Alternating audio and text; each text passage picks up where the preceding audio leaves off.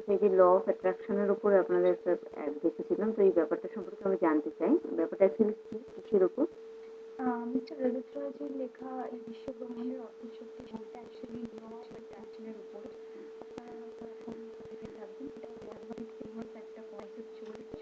আর এটা first time এখন ইন্ডিয়াতে এটা লঞ্চ হয়েছে। এটার আমরা ল অফ অ্যাট্রাকশনের যেমন ব্যাপারটা কি, জিনিসটা কি, কিভাবে ঘটছে, আর প্লাস এর প্রসেস গুলো যে কিভাবে এটা থ্রুতে আমরা লাইফে different types of target achieve তার ডিফারেন্ট টাইপস অফ প্রসেস এখানে বলা হয়েছে।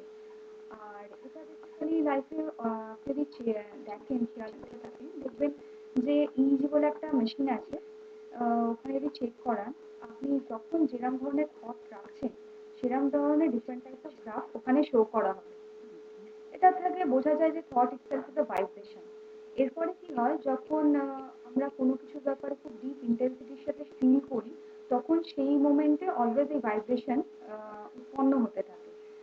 আর অনেক সময় জীবনে খেয়াল করে দেখবেন যে আমরা কখনো কখনো ঘটে থাকে যে কারোর ব্যাপারে ভাবছি তো সাডেনলি তার ফোন চলে আসে, কিংবা খেয়াল করে থাকবেন যে তার ব্যাপারে কোনো একটা ফ্রেন্ডের ব্যাপারে কিংবা কোনো রিলেটিভস এর ব্যাপারে আমরা ভাবছি, আর তার সাথে সাডেনলি দেখা হয়ে যায়।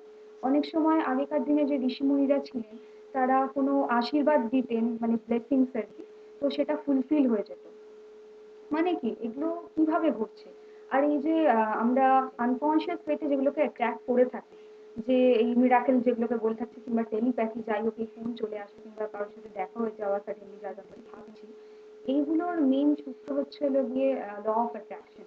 যেরকম ল অফ গ্র্যাভিটেশনাল ফোর্স রয়েছে আমাদের জীবনে কাজ করছে, যে আমাদের মাধ্যাকর্ষণ শক্তি আমাদের টেনে রেখেছে পৃথিবীর মাধ্যাকর্ষণ শক্তি, সেম ওয়েতে ল অফ অ্যাট্রাকশন আমাদের থট প্রসিডিউরের উপর কাজ করে চলেছে।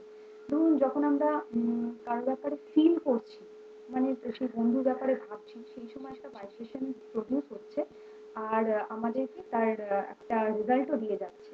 আর সেটা কিভাবে হচ্ছে, মানে যে ভাইব্রেশনটা প্রডিউস হচ্ছে তার একটা তাকে যেটা আমরা যত ইন্টেন্সিটির সাথে ফিল করছি, তত ফাস্ট সেটা আমাদের কাছে সেই ফ্রিকোয়েন্সি লেভেলের সাথে ম্যাচ করে যেটা চাইছি সেটার সাথে কানেক্ট করে দিয়ে আমাদের কাছে সেটা পৌঁছে দিচ্ছে।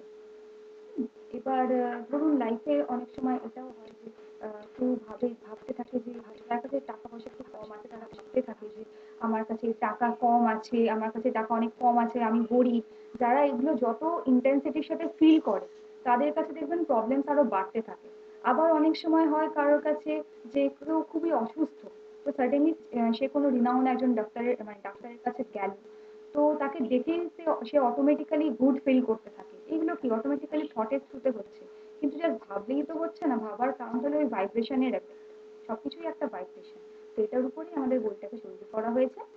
আর প্লাস এখানে মানে আমাদের এই কারোর ফোন চলে আসা কিংবা কারোর সাথে দেখা হয়ে যাওয়া, এই অবধি তো আমাদের টার্গেটটা সীমাবদ্ধ নয়, এর বাইরেও আমাদের কিছু করার আছে। যেমন কিনা কেউ সিঙ্গার হতে চায়, কেউ ডান্সার হতে চায়, কেউ একটা টাকার একটা ইনকামের একটা কিছু অ্যামাউন্ট সে ইনকাম জীবনে লাভ করতে চায়। তো সেইগুলোকেও কিভাবে এই ল অফ অ্যাট্রাকশনের থ্রুতে সে অ্যাচিভ করবে, সেই বিষয়েও এখানে বলা